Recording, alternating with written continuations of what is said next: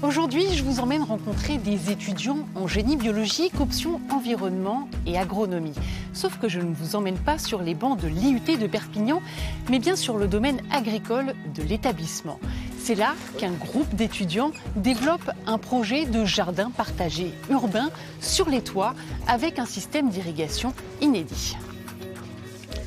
Bonjour Lohan. Oui, bonjour. Alors c'est quoi le projet Vegetall? C'est un projet étudiant, c'est ça? Expliquez-moi. Exactement, oui, Vegetall, c'est un projet étudiant qui est né il y a 3 ans maintenant suite à un appel à projet de la région Occitanie.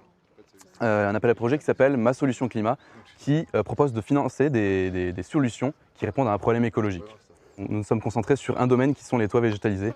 En fait, l'avantage de cet outil-là, c'est qu'il exploite une surface qui est complètement morte en ville. C'est des hectares de toits en fait, qui sont inutilisés, c'est des déserts urbains. Mais pour exploiter ces espaces, il faut résoudre la problématique de l'irrigation.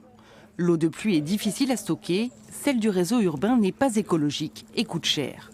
L'innovation en construction est dans cette boîte mystérieuse, un extracteur d'eau non breveté que les étudiants veulent protéger. Il se positionnera en périphérie du toit et fonctionnera sur le principe de la condensation. Vous avez certainement déjà vu les vitres des voitures quand il y a de l'eau le matin. On va utiliser le même principe, c'est-à-dire les petites gouttelettes très petites, très légères qu'il y a dans l'air, partout autour de nous.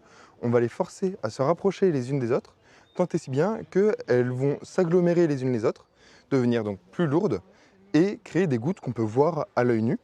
Et toutes ces gouttes réunies vont faire une grande quantité d'eau qui va permettre d'irriguer directement nos bacs de culture.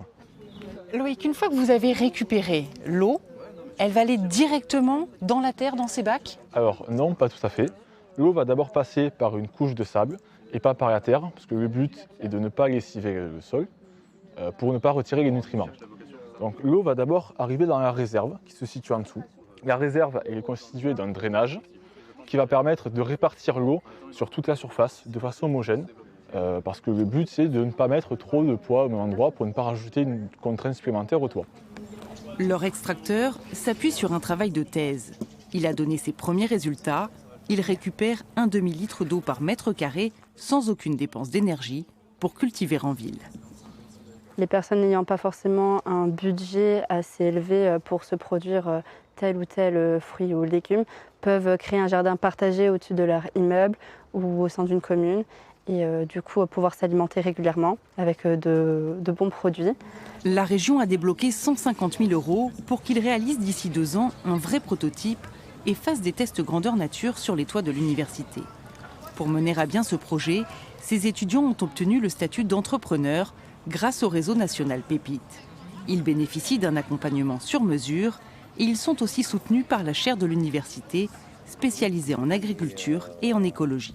L'idée, c'était de pérenniser la structure, que la chaire puisse justement accompagner les étudiants et les accompagner au fur et à mesure des promotions. Aujourd'hui, la région soutient le financement de la construction du prototype, mais nous, l'idée, c'est de aussi utiliser ce système pendant plusieurs années pour essayer de voir s'il est toujours performant avec notre climat et notre climat changeant. Pour l'expertise technique, un cabinet d'architectes est aussi dans la boucle. Végétaliser les toits est essentiel pour lutter contre les îlots de chaleur et mieux isoler les bâtiments. Mais ce cabinet s'intéresse au système de ses étudiants car c'est une solution de rupture dans le domaine de l'irrigation. Les systèmes de toits végétalisés, ça existe déjà? Ils font comment pour récupérer l'eau? Donc là, on travaille de façon plus traditionnelle avec la récupération des eaux de pluie que l'on stocke dans des cuves enterrées. Le problème en climat méditerranéen, c'est qu'il pleut 2 à 3 fois par an, des pluies très violentes. Il faudrait donc avoir des cuves immenses pour pouvoir avoir de l'eau disponible toute l'année. C'est pas très écologique en fait? C'est pas écologique parce qu'aujourd'hui, on les réalise soit en béton, soit en matière plastique, rarement recyclée. Donc leur dispositif est passionnant parce qu'il travaille avec l'humidité de la nuit. C'est-à-dire que toutes les nuits, été comme hiver, on va récupérer de quoi arroser nos toitures. Il va falloir encore beaucoup d'étapes avant que ce projet voie le jour sur nos toits. Mais cette jeune génération qui imagine des solutions d'aménagement urbain en préservant notre ressource en eau et en luttant contre le réchauffement climatique a bien compris que c'était le défi crucial. Si vous aussi, vous avez des idées, dites-le nous, c'est tout de suite qu'il faut s'y mettre. À bientôt. Bonne continuation. Au revoir. Au revoir.